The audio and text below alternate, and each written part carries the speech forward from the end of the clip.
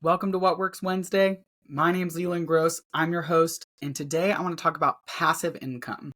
This ethereal phrase, passive income, that if you've spent any time online, you've come across a blog, a TikTok video, an Instagram influencer talking about generating passive income so you never have to work again and you fuel your life and don't have to do anything. You just make money. And passive income is really wonderful, but I think there's a lot of misconceptions about it. And so I'm excited to dive into it today. I want to talk about what truly is defined as passive income, what are the pros and cons of it, and how do we think about it overall. I heard a quote from someone recently that passive income is a lot more work than you would anticipate, which I thought was funny because the innate idea behind something being passive is it's not active, it doesn't take a lot of work. I think in the last couple of years, you've seen a lot of trending ideas around passive income with real estate rentals, having rental property to generate passive income, to supplement your income, making money while you sleep, people selling courses for anything and everything. And you have to be careful, like what really is passive income, because real estate, even the same property being rented, could be passive or active. Selling a course could be passive or active. There's not just this one blanket, like this action is passive, this action is active. And so what is passive income? Well, passive income is anything you don't work more than 50% of the time on. So real estate, the reason why a lot of people, for them it's passive, is because they have a full-time job and they can document, I have worked X amount of hours per week doing this other thing. And so this rental property, I really don't spend a lot of time on. And so, great, it's passive income. Selling a course could be passive income, or they could be like, well, this is just clearly a stream of income you work really hard on. You're promoting it on Instagram, you're promoting it in your newsletter, you're doing all these things. So it could be passive, if it's just out there generating income, or it could be active if you're really working to sell it, manage it, add to it, run, 4th of July sales on it, things like that. So you have to be careful what you deem active versus passive. Now, what's the benefit of passive income? Well, the benefit of it is it avoids FICA tax or self-employment tax for people who are self-employed. So on active income, when we get paychecks, they've got our federal, our state income taxes taken out, and then it has our government benefits, our Social Security, Medicare, and Medicaid. If you're self-employed, that is in the form of self-employment tax. If you are W-2 employed, that's in the form of FICA, in which your employer also pays payroll tax on. So with passive income, you're only going to pay the income tax, the federal and the state. You're not going to pay that added 15% or 7.5% on Social Security, Medicare, and Medicaid. So that's a benefit. You pay less taxes on passive income. But there's also cons to it. With active income, so real estate, if you're an active real estate investor, you're a real estate agent who also does rentals. Well, let's say you buy a rental, you can depreciate it, you invest money into it, and let's say the numbers work out to where in the first year you have a pretty sizable loss. Well, active losses get to be written off against active gains. So if, one side of your business made $200,000, the other side lost 50, well, now you're only taxed on 150 because that whole loss was written off against your active income. With passive income, your losses are capped at 25,000. So if you lost 50,000, you only get to write off 25. So depending on which way the money goes, passive can be really great, can be not really great. But I think there's this misconception that I need to buy real estate, I need to create a course, I need to do XYZ thing to create passive income. If I'm not, I'm falling behind because I want to make money while I sleep. I want to not have to work and make money. Well, even passive activities require a lot of work. If you own a rental property, you are a landlord.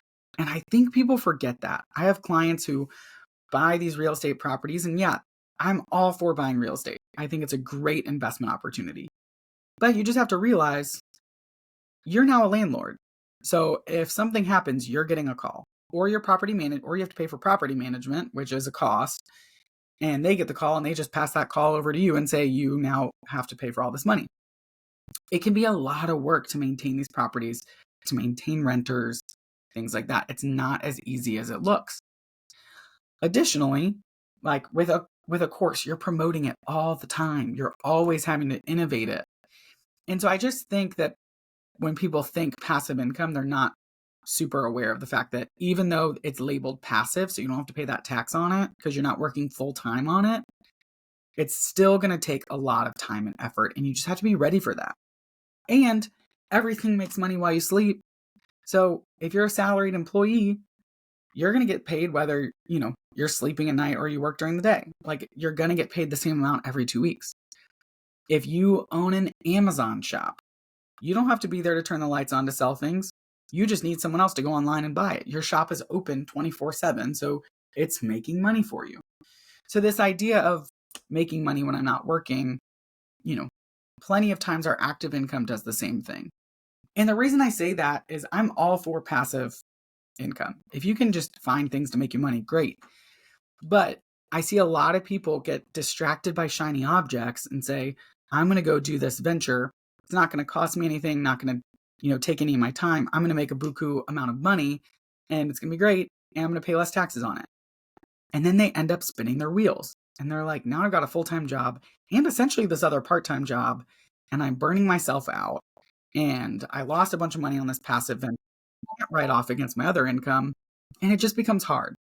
So I say that so that you don't go in, if you're listening to this, to any passive venture with rose-colored glasses that it's just easy to make money without working. The only thing about passive income is it's just not your main active source of income, and therefore it's treated like an investment where you don't have to pay that added tax on it. I really do think the best source of passive income is traditional investments. And people may bucket that. That's fine. I'm not going to die on that hill. If you want to do something else, do it. But name another place where you can just put your money, truly not do anything with it. Buy and hold. I'm going to go buy it, hold it, touch base on it once or twice a year, and it's going to be making money around the clock. And when I turn around in a handful of years, it's going to be a lot bigger. And if I want to actually take that money, I can. Or if I just want to let that money make more money, great. When you have a rental property and it pays you, great. You're not really like investing it back into more rental properties. I guess you could. Over time, you could build it up and buy another one or refinance. But for the most part, you're just paying for your life. So it's not reinvesting and compounding the same way investments do. So I love just taxable investments that act as true passive income because I just put my money there and I don't have to worry about it. Now, again, I'm not saying don't sell a course. I'm not saying don't buy real estate. Everyone's plan is unique. And I'm a big fan of these ventures because I do think they can be a really big benefit to you. What I don't want is someone to just come based off of some social media influencer saying they got enough followers and so now they make money on Instagram. And it's like, okay, but did you see all the behind the scenes work? Passive income takes a lot of work. And don't be fooled that just because it has the word passive in it, that it's not. I see real estate investors all the time talk about like, we make all this money, we left our full-time jobs, we can, create real freedom. Wonderful, create real freedom. I'm all about financial freedom.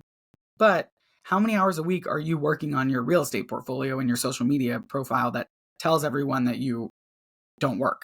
Like you are working, you just changed jobs and became self-employed as real estate people.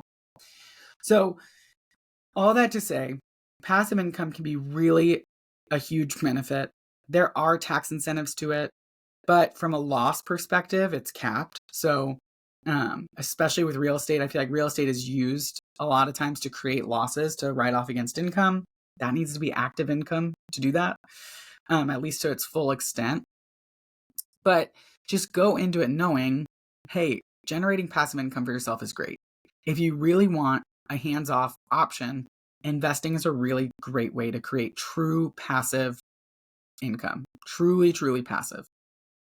But if you want a more hands-on approach, you want to do something else as like a side hustle, that's great. That can be passive too. Just know it's going to be more work than you probably think. And, there might be other options out there that you want to consider for yourself so that you can continue to get back to building your abundant life. Most people don't want to build an abundant life around, I work 40 hours a week and then I also do 20 hours on my passive activity. That's 60 hours a week and is not fun. So make sure you're aligning your income sources, your tax sources, your passive and active sources in a way that actually fuels a life that can bring you to abundance and bring you to align your values with your lifestyle so you can do more of what you love with the people you love. Because that's ultimately what we all want to do. So with that, go forth, build passive income. If you want to, just make sure it's actually passive and build the life you desire.